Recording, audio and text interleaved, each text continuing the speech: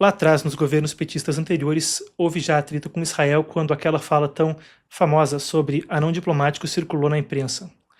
Agora, em mais uma crise, quando a gente fala de Gaza e da questão delicada de dois estados, tem novamente esse tipo de tensão.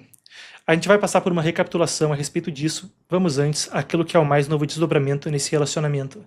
O ministro da Defesa de Israel, anterior ministro das Relações Exteriores, foi trocado de cargo aí no meio do caminho. Israel Katz voltou a criticar o presidente brasileiro Luiz Inácio Lula da Silva. A gente tem aqui então a publicação de Israel Katz. A gente vai passar em detalhes pelo que aconteceu.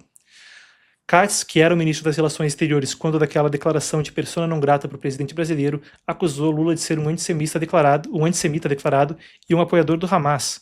Isso vem depois da saída do Brasil da Aliança Internacional para a Memória do Holocausto. Segundo Katz, Israel continua a se defender contra o que ele chama de, aspas, eixo do mal do islamismo radical e disse que era uma vergonha a liderança, então, exercida pelo presidente brasileiro. Katz falou ainda que havia uma linha crítica e hostil quanto a Israel desde os ataques do Hamas de 7 de outubro de 2023, que tomou Israel como vítima. Isso tem sido intensificado, segundo o ministro, por declarações do presidente brasileiro. Israel também rebaixou as relações diplomáticas com o Brasil, lembrando depois da recusa do governo em aprovar as credenciais de Gali Dagan para a embaixada em Brasília. Isso é uma decisão que vem já no contexto da crise diplomática entre os dois países. Daniel Zonshin, que era até agora, então, o embaixador israelense em Brasília, ele se aposentou há cerca de 2 semanas. Israel indicou, então, esse novo diplomata, Gali Dagan, para a embaixada em Brasília, e não foi aprovada, então, a nomeação pelo Planalto. A decisão também foi vista como política, o que levou Tel Aviv a suspender o envio de um novo embaixador depois dessa recusa. Nesse contexto, vale a pena a gente trazer à tona que houve, então, uma resposta do Itamaraty. O Ministério das Relações Exteriores brasileiro respondeu às relações exteriores israelenses, reagiu às declarações de Katz, classificando as ofensas como, melhor dizendo, classificando o que foi dito como ofensas, inverdades e grosserias inaceitáveis contra o Brasil e o presidente brasileiro. A nota foi publicada pelo Itamaraty na rede social, a gente tem aqui as imagens, eu acompanho com vocês o que foi dito, então, pelas relações exteriores do Brasil. Foi dito que, em vez de habituais mentiras e agressões, esperava-se que fosse assumida a responsabilidade sobre o ataque ao hospital Nasser em Gaza, que deixou ao menos 20 mortos. O comunicado disse que Israel é alvo de investigação na Corte Internacional de Justiça por possível violação da Convenção para a Prevenção e Punição do Crime de Genocídio, e a nota do Itamaraty concluía afirmando que cabia a Katz, como ministro da Defesa, garantir que o país impeça práticas genocidas contra os palestinos. Esse é um assunto com muita nuance, a gente quer passar aqui, ao tentar te manter informado, inspirado e atento ao que acontece no mundo, por algumas das nuances a respeito disso.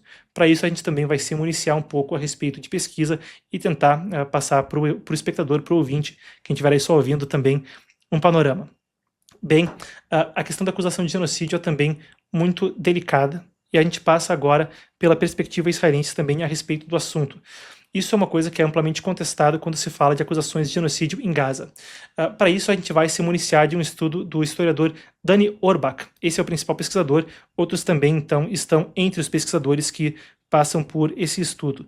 Eu resgato aqui, isso vem, então, a gente tem ao lado, então, o press release, o release da imprensa. A gente pode colocar na tela. Está aí, então, desmentindo alegações de genocídio, um reexame da guerra entre o Hamas e o Israel. Isso vem, então, do o BESA, que é o Begin Sadat, o Centro Begin Sadat de Estudos Estratégicos, isso é da Universidade Israelense Bar Itan, e traz um pouco do que é a resposta israelense como uma entidade. A gente buscou um estudo universitário para conseguir também trazer um pouco de profundidade nisso para o público. A perspectiva israelense é muito clara. Quando a gente fala a respeito de genocídio, a origem da palavra, a forma como isso vem a ser categorizado em 44 e 48 nos marcos jurídicos quanto a isso, é de que deve haver uma intenção deliberada de prejudicar ou exterminar outro povo. O argumento israelense é de que a classificação como genocídio seria inviável nesse caso, já que as forças de defesa de Israel são basicamente a única força que tenta avisar civis e tenta avisar os lugares que vão ser atacados, que eles vão ser atacados com a antecedência que fazem. Esse é o argumento feito, então, nesse estudo do Centro de Estudos Estratégicos Begin Sadat. Eu falo com vocês aqui, então, eu vou passar com vocês pelos detalhes da nossa apuração. Essa é uma guerra, então, o que se destaca ali é que há a ausência de uma política deliberada de extermínio e um destaque de que a guerra acontece em ambiente urbano e que também é marcada pelo uso de civis como escudos humanos pelo Hamas. Segundo a análise do centro, a entrada de provisões em Gaza superou níveis anteriores a outubro de 2023, e as acusações de fome em massa, diz então o estudo, teriam se baseado em dados equivocados ou manipulados e que foram replicados sem verificação por agências da ONU e ONGs. Eu vou compartilhar com vocês, conforme a gente navega essa crise, também um parecer pessoal. O relato era muito credível quando a gente falava a respeito da questão da fome até dado momento. Agora existe uma questão nebulosa, mesmo quando a gente busca fontes oficiais, como a ONU, que é também acusada por Israel de distorcer dados. Isso porque houve um dado recente divulgado pela ONU de que cerca de 88% dos carregamentos humanitários entrando em Gaza entre maio e o início de agosto foram saqueados ou pelo Hamas ou por transeuntes famintos, então, que assaltavam esses caminhões, esses comboios de auxílio humanitário, o que também gera um espaço nebuloso e uma dificuldade muito grande de tentar precisar as informações por ali.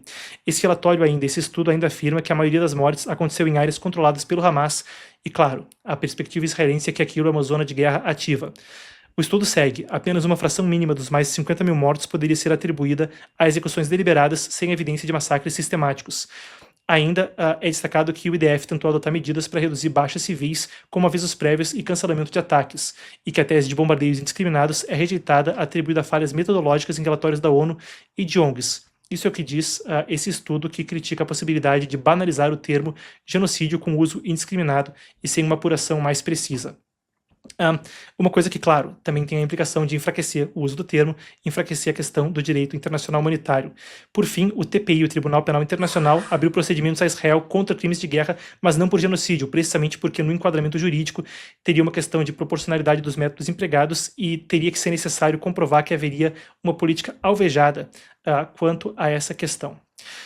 Voltando à questão do embaixador israelense no Brasil e da não confirmação disso, a gente recapitula um pouco a respeito da questão da representação diplomática.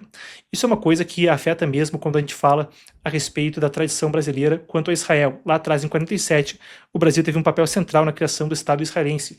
O chanceler Oswaldo Aranha presidiu a Assembleia Geral da ONU e articulou a aprovação da Resolução 181, que recomendava a criação do Estado israelense, com o Brasil votando a favor. O gesto foi decisivo para a fundação do país no ano seguinte e consolidou o Brasil como um aliado histórico. Aquilo era uma posição também onde, no largar da Guerra Fria, o Brasil posicionava-se firmemente entre, então, a esfera ocidental de poder. Atualmente, a relação vive o pior momento, talvez, na história dos laços bilaterais. Tem apenas funcionários de carreira em Brasília, sem embaixador, como a gente falava, o Daniel Zonchini, o embaixador Zohar Zonchini, que deixou o cargo nesse mês para se aposentar do lado brasileiro, não encontrou ainda substituto. O embaixador em Tel Aviv foi retirado em maio de 2024. Vocês vão lembrar, na época Israel Katz, com quem a gente abriu o segmento, era ainda ministro das Relações Exteriores, depois de uma fala de Lula que comparava, então, as ações de Israel ao antigo Holocausto durante a Segunda Guerra Mundial. O embaixador foi convocado para uma visita ao Yad Vashem, o Museu Israelense do Holocausto. Depois houve, então, uma questão que se agravou até agora, e, claro, passando pelo episódio de 2024, Lula foi declarado, então, persona non grata, por comparar essa ofensiva israelense. A gente tem até um resgate da fala, se temos, a gente pode colocar na tela. O que está acontecendo na faixa de Gaza com o povo palestino não existe nenhum outro momento histórico. Aliás, existiu quando Hitler resolveu matar os judeus. Muito bem, lembrando, na época, Benjamin Netanyahu, ele próprio chegou a se envolver nisso e trouxe aquilo como uma questão de gravidade. A Confederação Israelita do Brasil, também a CONIB, condenou aquelas declarações dizendo que era uma distorção perversa da realidade. Um resgate, então, a respeito do assunto. Ainda nisso, vale a pena a gente pontuar que existe um desconforto já de longa data, desde o início dos governos petistas, quanto à questão israelense. É uma pauta histórica para as esquerdas latino-americanas e globais a questão de uma solução de dois estados, uma crítica que passou até pela Guerra Fria, quando organizações armadas radicais receberam apoio soviético. A gente fala da Organização para a Libertação da Palestina, entre outras. A gente tem até a questão documental sobre isso bem registrada em um documentário original da Epoch Times Brasil chamado A Origem do Terror, mas aí eu falo mais tarde no segmento. A gente resgata uma apuração também daquela época, quando, isso aqui é da Gazeta do Povo, mas as coisas são públicas, algumas pessoas que assumiram cargos ministeriais nesse governo e deputados da esquerda brasileira haviam assinado uma carta pro Hamas lá atrás, em 2021.